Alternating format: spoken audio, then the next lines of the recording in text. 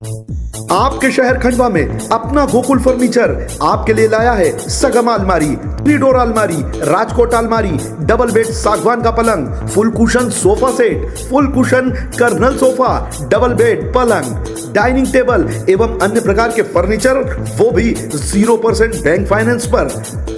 हमारा पता अपना गोकुल फर्नीचर, अंजनी टॉकीज के पास, भवानी माता रोड, खंडवा।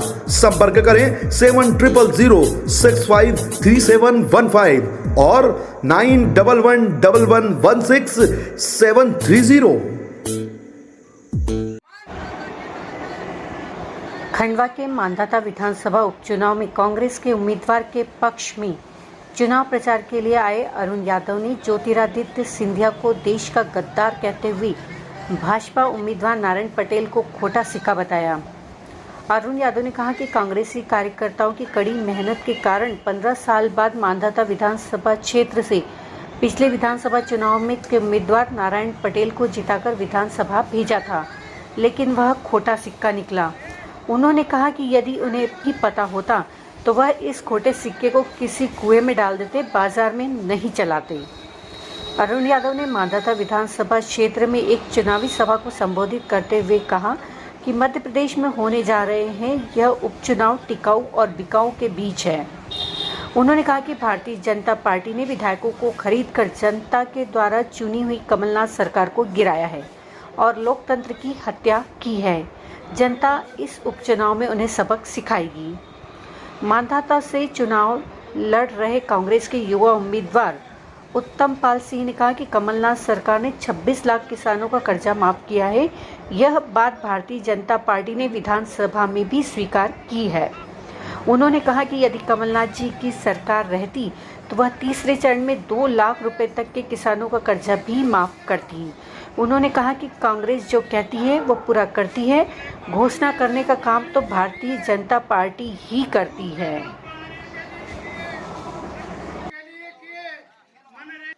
जो आज भी याद है, पर लोकतंत्र की हत्या करी। 15 साल का एक वनवास हमारे ऊपर था और बड़ी कड़ी मेहनत करके, शिवराम जी आपका भी स्वागत है, बड़ी कड़ी मेहनत करके आप सबकी लगन से, मेहनत से हमने एक सरकार मध्य प्रदेश में बनाई थी और उस सरकार का नेतृत्व आदरणीय कमलनाथ जी कर रहे थे। और मैं मानधाता के एक एक साथी का आभार मानना चाहता हूं, धन्यवाद देना चाहता हूं। 15 साल बाद एक कांग्रेस के उम्मीदवार को आपने यहां से निर्वाचित कराकर भोपाल की राजधानी में भेजा, लेकिन मुझे नहीं मालूम था, असलम मियां, मुझे नहीं मालूम था कि मेरा सिक्का खोटा निकलेगा। अगर मुझे ये पता होता तो वो सिक्के को मैं किसी कुएं में जाके डाल देता, उसको बाहर बाजार में नहीं लाता। और ये केवल मानधाता में नहीं, मध्य प्रदेश के 28 विधानसभाओं में 25 और 3 बाद में चलेगा, 28 हो गए राजू, जिनका नेतृत्व मैंने कहा था, अखबार में छापा था हमारे साथियों ने, जिनका नेतृत्व देश को धोखा देने वाले, जब देश आजाद हो रहा था डंडी से, उस समय देश की आजादी में अंग्रेजों की गुलामी करने वाले सिंधिया, ज्योतिरादित्य सिंधिया उसका नेतृत्व करता। और हमारे 25 विधायकों को भारतीय जनता पार्टी में शामिल कराकर एक निर्वाचित सरकार कमलनाथ जी के नेतृत्व में जो किसान की बात करती थी, जो दलित की बात करती थी, जो आदिवासी भाई की बात करती थी, जो नौजवान साथी के विकास की बात करती थी, जो खेत खलियान झोपड़ी की बात करती थी, ऐसी सरकार को गिराने का काम किया, फोकट में नहीं किया।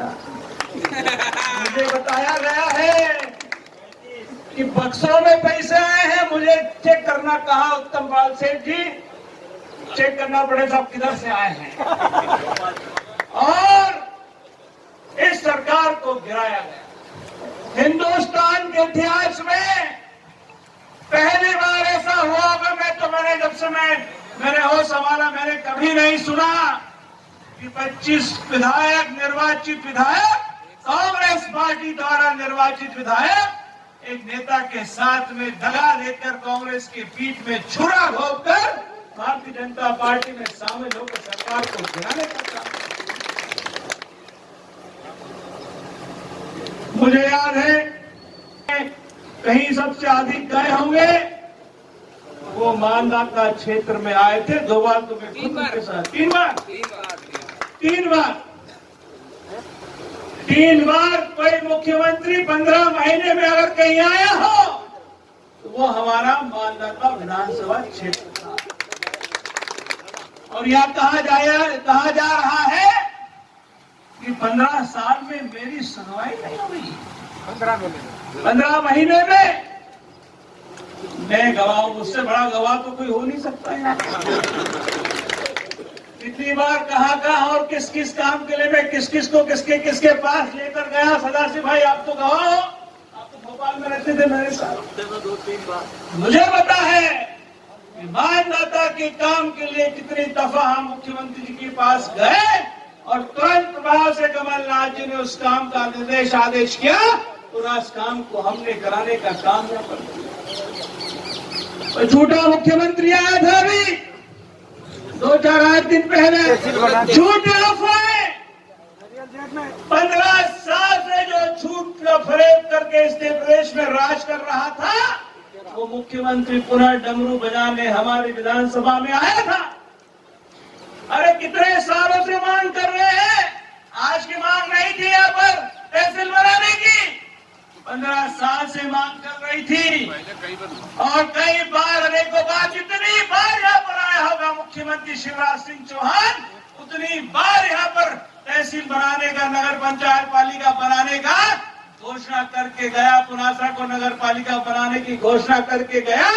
लेकिन 15 साल में एक भी घोषणा मानदाता में पूरी नहीं हुई। मुझे गर्व है मेरी सरकार पर, मेरे मुख्यमंत्री कमलनाथ जी पर कि हाँ शपथ ली और सीधे दफ्तर जाके पहला निर्देश, अगर कोई मध्य प्रदेश में कांग्रेस की सरकार में निकला तो वो हमारे किसानों की कर्ज माफी करेगा। वो भी मानने को तैयार नहीं है। जब विधानसभा के पटल पर कृषि मंत्री क्या नाम पटेल कमल पटेल ने खुद ने कह दिया कि मध्य प्रदेश की विधानसभा में 26 लाख किसानों का कर्ज माफी का पहला फेज, फिर से कह रहा हूँ, अरे तुम कहीं उठाओ जो भाई हमारा तो कर्ज माफ हुआ नहीं। और शिवराज भैया कह रहे हैं कि हम झूठ बोले। अरे तेरी सरकार, तेरा मंत्री, तेरी विधानसभा, और वहां पर ये घोषणा होती है, आपने पढ़ा होगा अखबारों में, 1-2 नहीं 26 लाख किसानों का कर्जा माफ होगा।